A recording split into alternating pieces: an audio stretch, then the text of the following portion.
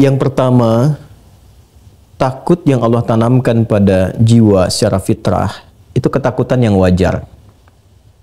Ketakutan yang wajar sifatnya. Wajar itu ada di tengah. Ya, wa kadzalika ja'alnakum ummatan wasata. Quran surah ke-2 ayat 143. Demikian kami jadikan kalian umat yang pertengahan. Ya.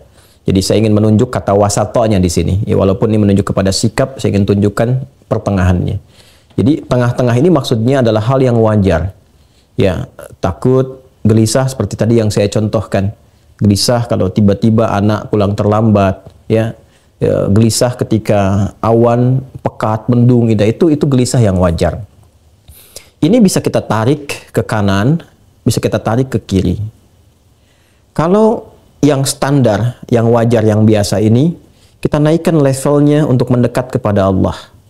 Dengan berlatih, berzikir, belajar, tidak harus meninggalkan aktivitas harian. Karena kerabat-kerabat, sahabat-sahabat Nabi pun, yang pebisnis, yang politisi, itu kan? Yang diplomat, yang birokrat, itu banyak. Tapi mereka malamnya masih sempat tahajud. Yang kata Imam An-Nawawi dalam kitab At-Tibyan fi Adab Hamalatil Quran, itu sampai khatam Al-Quran. Uthman bin Affan, Tamim Ad-Dari, ya, dan sebagainya. Banyak sekali pejabat-pejabat. Bahkan di militer Nabi punya 38 sahabat yang panglima dari 12.000. Itu mereka ketakwaannya tinggi, zikirnya tinggi. Nah, mereka naikkan levelnya dari yang wajar menjadi tinggi, sehingga harapannya dengan itu semua selalu ada dalam perlindungan Allah Subhanahu wa Ta'ala. Jadi ketakutannya bukan ketakutan biasa lagi, bukan standar, tapi naik di atas itu, cuma sifatnya positif. Sifat takut positif ini adalah sifat takut yang mengantarkan dia selalu berada dalam perlindungan Allah. Jadi kalau misalnya dia mau bicara, dia tata dulu nih.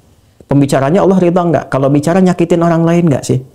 Lawan bicara kita tersinggung tidak? Kalau bercanda pun dia cari kata-kata yang tidak berlebihan. Nah itu adalah penjagaan. Jadi yang keluarnya itu outputnya selalu yang baik.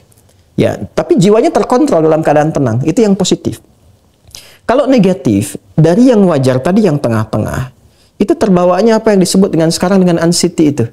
Kegelisahan yang tidak wajar. Sedikit-sedikit gelisah. Sedikit-sedikit penasaran. Sehingga yang keluar dari situ apa? Pertanyaan-pertanyaan yang tidak wajar.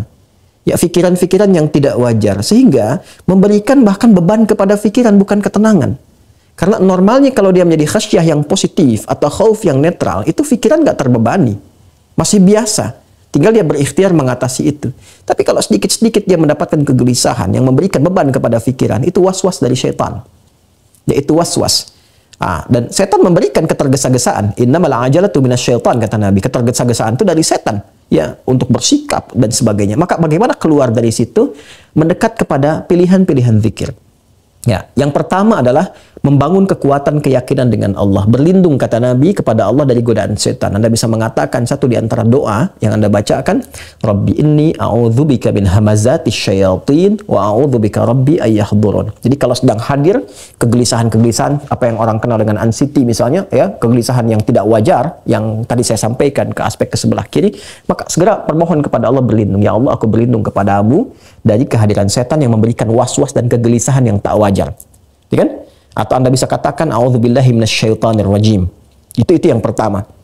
Yang kedua, Anda bisa isi dengan pilihan zikir yang tadi saya sampaikan, ya, bisa dengan Al-Qur'an. Berwudu, buka mushaf, menghadap kiblat, baca Quran. Itu untuk melatih. Ya, sehingga lekat dengan Quran, lekat dengan Quran, lekat dengan Quran. Minimal Anda berusaha untuk membaca dan membaca. Ya, ada lagi misalnya ada yang dilakukan dengan sholat, ya. Ambil wudhu, sholat 2 rakaat, ya, sholatnya sholat wudhu misalnya bisa setelah wudhu sholat atau sesuai dengan waktunya, ya, atau hal tertentu yang Anda bisa inginkan, boleh. Ya, Anda kemudian sholat di situ minta ketenangan kepada Allah, boleh. Ya, ada lagi misalnya Anda cukup mengatakan zikir-zikir yang agung, la ilaha illa anta subhanaka inni kuntu minadh dhalimin, ya, atau saya ajarkan doa ini untuk menenangkan hati. Ini doanya tersambung secara maghfurat, ya. Allahumma ati nafsi taqwaha wa zakkiha anta khairu man zakkaha anta waliyuha wa maulaha. Ini doa yang sering saya biasakan baca, minta ketenangan, ya, ketentraman, ya. Saya ulangi, ya. Allahumma ati nafsi taqwaha. Duhai Allah, anugerahkan kepada jiwaku pengendalian dalam takwa. Wa zakkiha anta khairu man zakkaha.